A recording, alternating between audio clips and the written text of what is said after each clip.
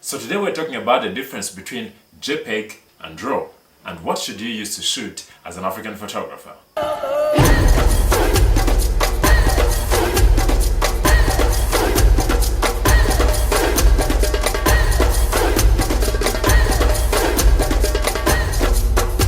My name is Douglas Musunga, the son of Musunga, the grandson of Mjane. Welcome to Africa Photography, and today we're talking about the difference between JPEG and RAW.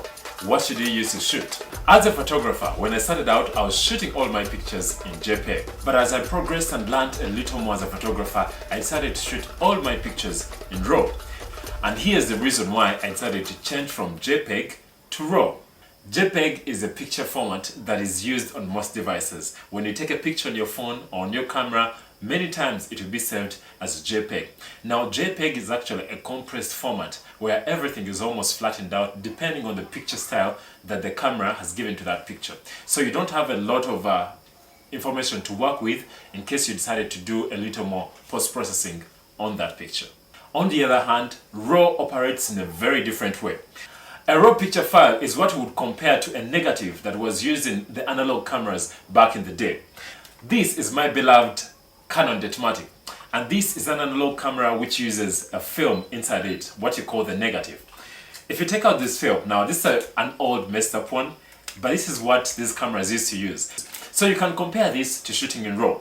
When you shoot pictures on film, you have to go out into the darkroom and develop the pictures so that you can see a print of some sort. So it's the same thing that happens with RAW files. When you take a RAW picture, you have to go and do some post-processing before you can deliver the work for either your phone or your website or give it to a client. You have to do some sort of post-processing. And for that reason, you need post-processing software like Adobe Photoshop, Lightroom, Photo Affinity, Capture One, and a couple of others that can be used to process RAW files. Different cameras produce different types of RAW files. The Canon cameras have what we call CR, and then there is CR2. I think there could be now a CR3. The Nikon cameras use the NEF file, and other cameras like the Sonys also have their different RAW formats. So basically all these RAW files do the same things. They store a lot of information in the picture that you can use to be able to post-process the image well, and also add things like metadata that will help you tag your image well even when you post it online. In my opinion, it's good for a photographer to start out shooting in JPEG. Once you've learned the basics of digital photography, that's aperture, shutter speed, and ISO, you can create a good image. So every time you take an image, you must make sure that your light is balanced out, that you've exposed the picture right, that you've not underexposed or overexposed it. However, when you shoot RAW, there is chance for you to correct these things. Your overexposure or underexposure, you can correct these things and be able to pull off a good image, which may not be very possible when you're shooting a JPEG. Depending on the camera brand that you're using, you can be able to shoot different sizes of JPEG. If I were you, I would go for the largest size. But if you choose to shoot RAW, it will take up much more space on the card that you have in your camera. That's why it's important for you to invest in large cards that are 32 GB and above. It will give you the ability to shoot an entire function in RAW. Besides that, you may want to invest in some fast cards because it will be able to absorb the data faster and process it faster so that you can take your next picture.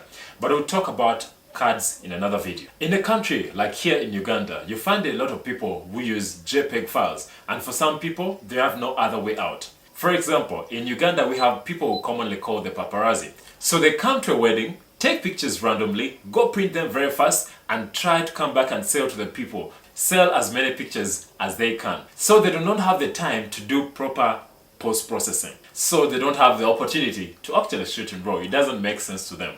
But if you're a photographer who is serious about photography, then it is important for you to do some sort of post-processing so that you can get the very best out of your camera. The quality of a RAW image that comes out of your camera is largely dependent on the sort of sensor that it has on the inside. Some sensors can produce much better pictures, and as technology progresses, they keep getting better and better and better. So for me, these are the reasons why I choose RAW over JPEG. Number one, when you shoot in RAW, you have a much bigger dynamic range. You have a lot more details in the shades, in the shadows, and a lot more details in the highlights. So when you go into the post-processing, you can actually bring back those highlights and the details in the highlights and those in the shades. So you'll have a much wider dynamic range and generally you'll have a better picture.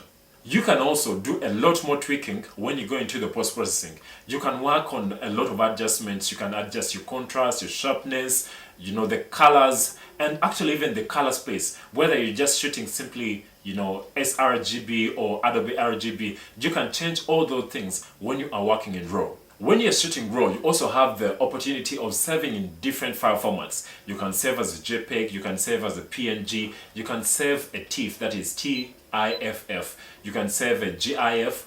You can also save in another RAW format called DNG. Now you find DNG actually on things like drones, a lot of drones that shoot RAW pictures shoot in DNG, and a couple of phones nowadays which are able to shoot RAW pictures shoot in DNG. In photography, there is something very important for those that try to get professional.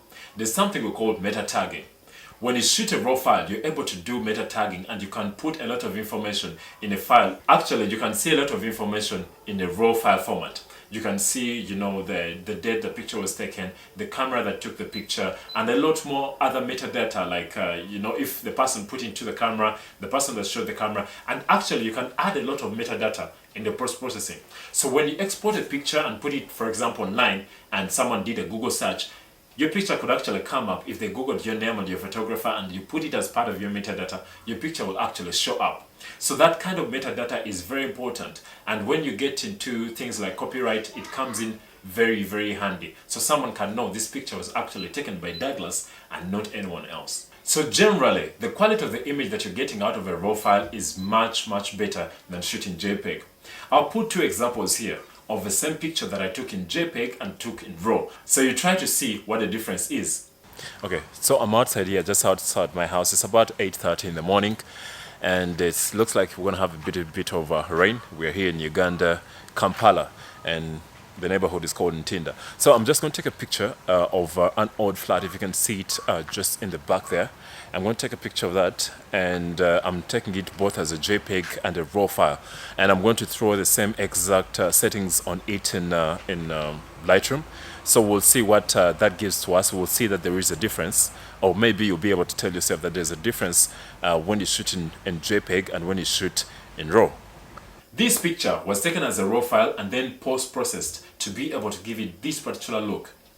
On the other hand, this picture was taken in JPEG straight from the camera. And when you compare the two side by side, you see a massive difference between the two of them.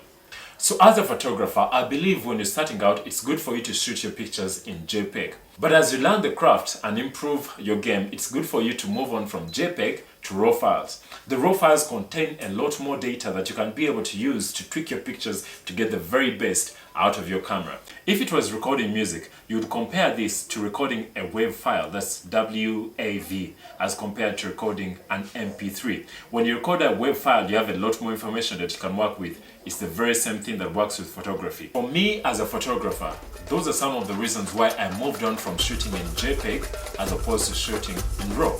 My name is Douglas Musunga, and this is Africa